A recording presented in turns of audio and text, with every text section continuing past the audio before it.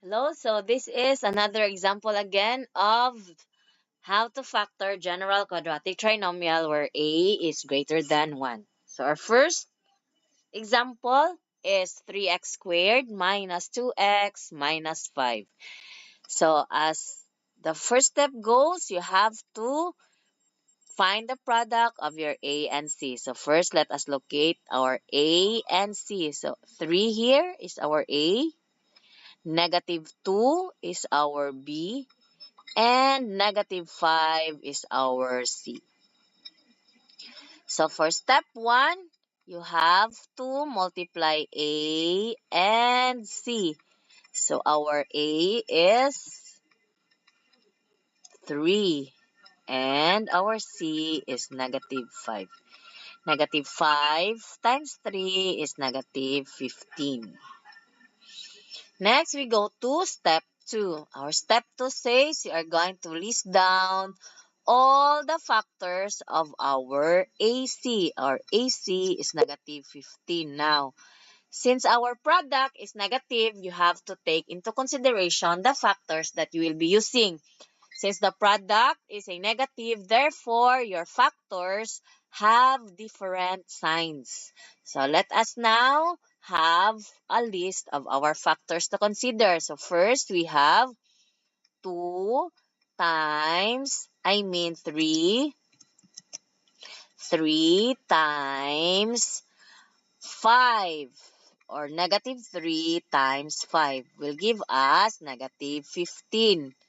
Then you add negative 3 plus 5. Since the signs are not the same, so you subtract 5 minus 3. The answer is 2. Now, our B is negative. So therefore, our factors, negative 3 and 5, are not to be considered. Next, we find again another factor. You have negative 1 and 15. Negative 1 and 15 is negative 15.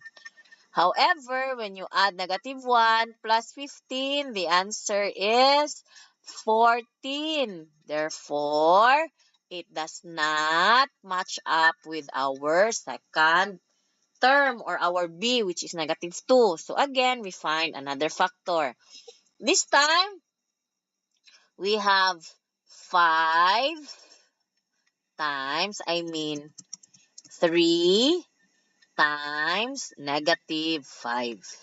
3 times negative 5 is negative 15. 3 times negative 5. Since the signs are not the same, so you subtract. 5 minus 3 is 2. Copy the sign of the bigger factor, which is negative. Now, see, you have negative 15 and negative 2. Therefore, yours addend, or your sum matches with our B. Therefore, we are going to take 3 and negative 5 as our factors. If you have found your factors already, you proceed to your next step. Your next step is you are going to rewrite the term. So our step 3 is we are going to rewrite. See here, or rewrite the middle term. So you have 3x squared minus 2x minus 5. Unsa atong ilisan ani as from the previous example? Ang negative 2x. Unsa man atong iilis? Ang mga factors nga ato ang nakit-an.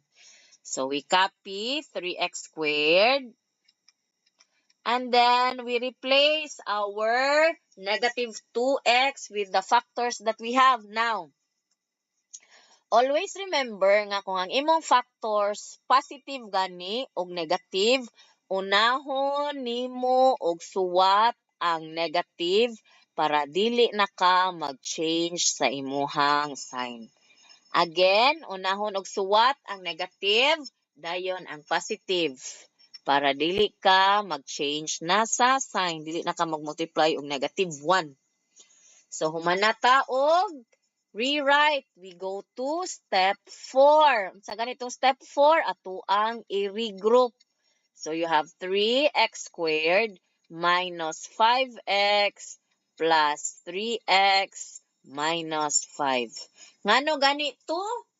Nga unahon og suwat ang negative para inig regroup, diretso ra ka og regroup kay plus man ang naa sa middle. Kay kung minus na siya, mag-multiply na pud ka og negative 1 para mahimo na siya og the same term. Inig ka step 5. So step 5 unsa ganito? We find the common factors. Unsa may common sa 3x squared ug sa 5x? O x ra no? So 3x squared divided by x, 3x squared gihapon minus 5x divided by x, 5.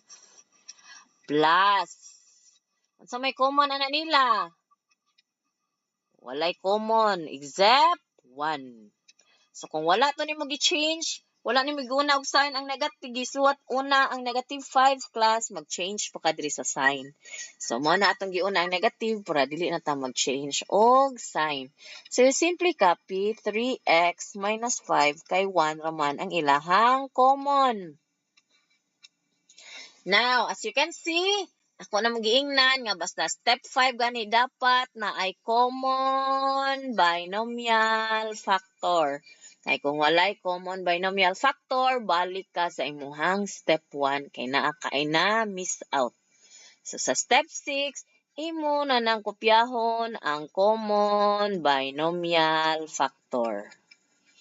Unya, imo dayon i-combine ang mga common monomial factor kada binomial. Mao na dayon, you have now your answer. Therefore,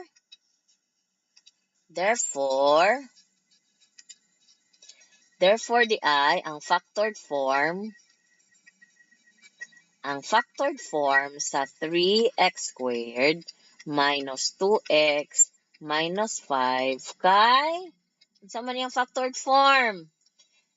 3x minus 5 times x plus 1. So, kung diskumpiyado ka sa imong answer, ganahanin mo i-check, you do the FOIL method para checking. If you have any questions, you go back to our examples 1, 2, and 3, and then you repeat. Next is your seat work. So you answer your seat work number 3.5 on a one whole sheet of paper. Write your name, year, and section, and you are going to show the step-by-step solution. That is steps 1 to 6. We will check the answers when we come back on our face-to-face. If we dili pa ganita mag face-to-face, adto na to check tahan sa online. Okay? Thank you very much.